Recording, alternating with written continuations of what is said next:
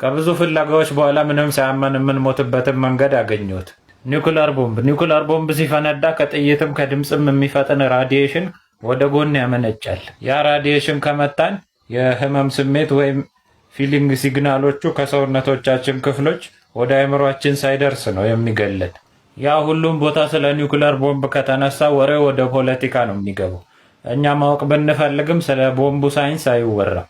ግን በዚህ ቪዲዮ ስለ ኒውክለር ቦምብ ሙሉ አሰራር፣ ውስጡ ያለውን ኬሚስትሪ፣ ፊዚክስ ከላይ እስከታች ምንም ሳይቀረን አስረዳችኋለሁ። ተከታተሉ።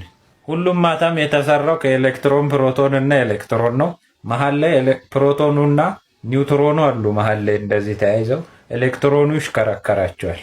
እና ተፈጥሮ ውስጥ ያሉት ሁሉም ኒውክለሶች በውስጣቸው ከፍተኛ ኢነርጂ አምቀው ይዘዋል። እንዲህ ተጨማውቀው ስለሆነ ያሉት በውስጣቸው ከፍተኛ ኢነርጂ አለ እና ኒውክለር ቦምብ ይሄንን ኢነርጂ ነው የሚፈታው ወደ ውጭ። በተፈጥሮ አንዳንድ አተሞች በጣም ከባድ ናቸው፣ አንዳንዱ ደግሞ በጣም ቀላል ናቸው። ለምሳሌ ኦክሲጅን እና ሃይድሮጅን አተሞቻቸው ምንም ክብደት የላቸውም። ዩራኒየም 235 እና ፕሉቶኒየም 239 ግን አተሞቻቸው በጣም ከባባድ ናቸው። የእነዚህ የፕሉቶኒየም 239 እና ዩራኒየም 235 ውስጣቸው ያለው ፕሮቶን እና ኒውትሮን በጣም ጭምቅምቅ ያለ ነው። በጣም ቅርብ ለቅርብ ነው እና ደግሞ በጣም ብዙ ነው። ለዛ ነው ክብደታቸው ከፍተኛ የሆነው ከነ ሃይድሮጅን እና ኦክሲጅን አንጻር ማለት ነው።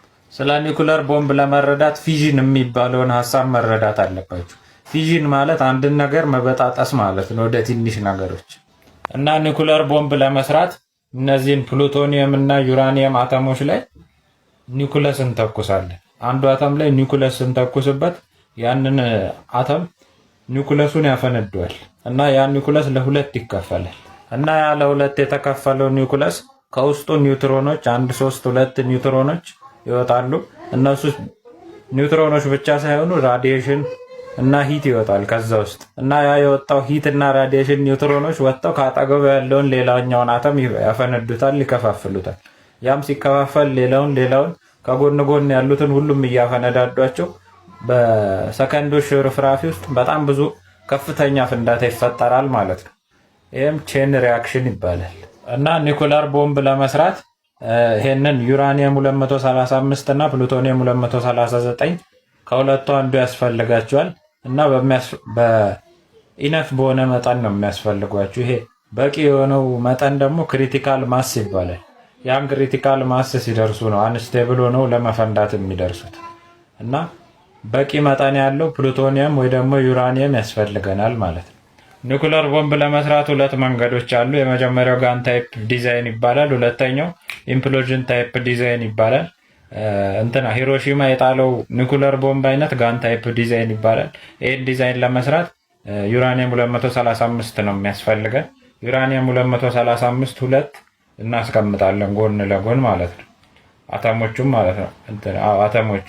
ከዛ ዩራኒየም ኒውክለስ እንተኩስበታለን ወደ አንዱ እና ኒውክለሱ ሲገባ በጣም ለጥቂት ነው፣ ክሪቲካል ማስ ጋር ሊደርስ ነው የዛ ኒውክለስ የዛኛው የተቀመጠው ዩራኒየም ኒውክለሱ ክሪቲካል ማስ ጋር ሊደርስ ነው። ግን ይህንን ኒውትሮን ስንተኩስበት ይገባል እንትን ውስጥ ኒውክለስ ውስጥ እና ክሪቲካል ማስ ጋር ያደርሰዋል። ክሪቲካል ማስ ጋር ሲደርስ ያው ይፈነዳል ማለት ነው።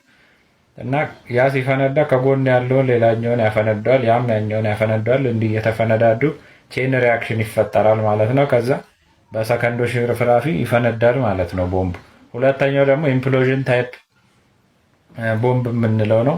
ናጋሳኪ የጣለው ቦምብ ይሄ ነው። ይህንን ለመስራት ፕሉቶኒየም 239 ነው የሚያስፈልገን። ፕሉቶኒየሙን እንደዚህ በስፌር መልክ ያስቀምጡታል እና ያንን ስፌር በቦምብ ይከቡታል እና እንዲፈነዳ በምንፈልግ ሰዓት ቦምቦቹን ያፈነዷቸዋል። እና እዛ ቦምቦች ሲፈነዱ ፕሬሸሩ የፕሉቶኒየሙን አተሞች ውስጡ ያሉትን አተሞች እንዲህ ኮምፓክት እንዲሆን ጭምቅምቅ እንዲሉ ያደርጋቸዋል። ጭምቅምቅ ሲሉ ደግሞ ዴንሲቲ ይጨምራል፣ ወደ ክሪቲካል ማስ ይደርሳሉ ማለት ነው። እዛ ማስ ጋር ሲደርሱ ይፈነዳሉ ማለት ነው። ያው ክሪቲካል ማስ ሲደረስ ይፈነዳል እና በዛ ሰዓት ነው ያ ፕሉቶኒየሙ ፈንድቶ ከጎኑ ያሉትን እያፈነዳ በቼን ሪያክሽን ኒውክለር ቦምብ መስራት የምንችለው ማለት ነው። አሁን ደግሞ ቦምቡ እንደፈነዳ ምንድነው የሚፈጠረው የሚለውን እናወራ። ያው ቦምቡ የሚፈነዳው እነዚህ ቼን ሪያክሽኖች ተካሄደው የሚፈነዳው በ1 ማይክሮ ሰከንድ ውስጥ ነው። ሲፈነዳ በጣም ብዙ ሙቀት፣ ብዙ ኃይል፣ ብዙ ኢነርጂ ያመነጫል።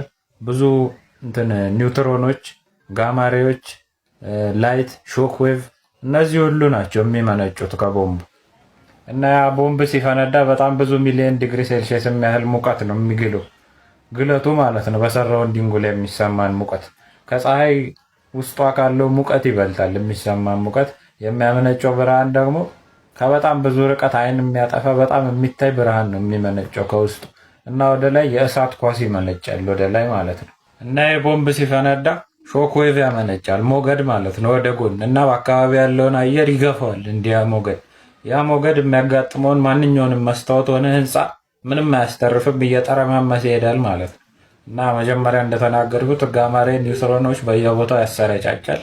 ይሄ በጣም ብዙ ገዳይ በሽታዎች፣ ካንሰሮች ያመጣል በኋላ ከፍንዳታው በኋላ ማለት ነው። እና ፓርቲክሎቹ ሲፈነዳዱ ይሄ የእሳት ኳስ ቅድም ያልኳችሁ ወደ ላይ ሲወጣ ከላዩ ያለውን ሁሉንም አየር ኢቫፖሬት ያደርገዋል፣ ያተነዋል እና ከላዩ ለጊዜው ብቻ ቫኪዩም ይፈጥራል፣ ምንም አየር የሌለበት ቦታ።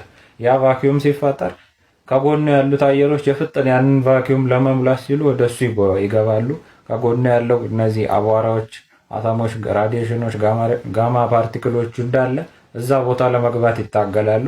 ከዚህ የምናውቀውን ታዋቂውን ከላይ የሚፈጠረውን የጭሱን ምልክት ይሄ እንደዚህ አይነቱን የጭሱን ምልክት እናየዋለን ማለት ነው። እና እንደነገርኳችሁ ይሄ ኒውክለር ቦምብ በጣም ኃይለኛ ነው፣ ግን ሳይንቲስቶች የበለጠ ፈለጉ፣ ከዚህም በላይ ኃይለኛ ቦምብ ፈለጉ። ስለዚህ ሃይድሮጅን ቦምብን ፈጠሩ። እና ሃይድሮጅን ቦምብ የሚጠቀመው ፊውዥንን ነው፣ እንደ ቅድሙ ፊዥን አይደለም። ፊውዥን ደግሞ እንደዚህ ማጣበቅ ነው አተሞችን። እና አተሞች ሲለያዩ ብቻ አይደለም ሲጠባበቁም ኃይል ይለቃሉ ወደ ውጭ። እና ሃይድሮጅን ቦምብ የሚጠቀመው ፊውዥንን ነው። እና ሃይድሮጅን ቦምብ እንደ ኒውክለር ቦምብ ፍንዳታውን ለማስጀመር ምንም የምንተኩሰው ነገር የለም። ፍንዳታውን ለማስጀመር ኒውክለር ቦምብ ነው የምናፈነዳው። ያ ኒውክለር ቦምብ ሲፈነዳ በውስጡም ሃይድሮጅን እናስቀምጥና ነው የምናፈነዳው። ሲፈነዳ ያ ሃይድሮጅን በጣም ይግላል። ሲግል ውስጡ ያሉት አይሶቶፖች ዲቴሪየም እና ታይቴሪየም የሚባሉ አይሶቶፖች በጣም ሙቀት ሲያገኙ ይጠባበቃሉ እርስ በርሳቸው። ሲጠባበቁ ቅድም ያልኳችሁን ፊውዥን ይፈጠራል። ሲጠባበቁ በጣም ኃይለኛ ሙቀትና ኃይል ራዲዬሽን ያመነጫሉ ሲጠባበቁ ማለት ነው። ያ ራዲዬሽን ነው ሃይድሮጅን ቦምብ ፈነዳ የምንለው። ከሃይድሮጅን ቦምብ የሚመነጨው ኃይል ከኒኩለር ቦምብ ከሚመነጨው ኃይል በ100 እጥፍ ይበልጣል። እና የሃይድሮጅን ቦምብ በጣም አደገኛ ነው። ከተማዎችን፣ ሀገራትን ሁላ ሊያጠፋ ይችላል። እና ሁሌ እንደምለው ከማንም ሰው ተሽዬ አይደለም፣ እንዲህ አይነት ነገሮችን መማርና ማስተማር ደስ ስለሚለኝ ነው። እንደኔ ከሆናችሁ እና ቀጣይ ቪዲዮ ስለቅ እንዳያመልጣችሁ ፎሎ አድርጉ። ፒስ አውት።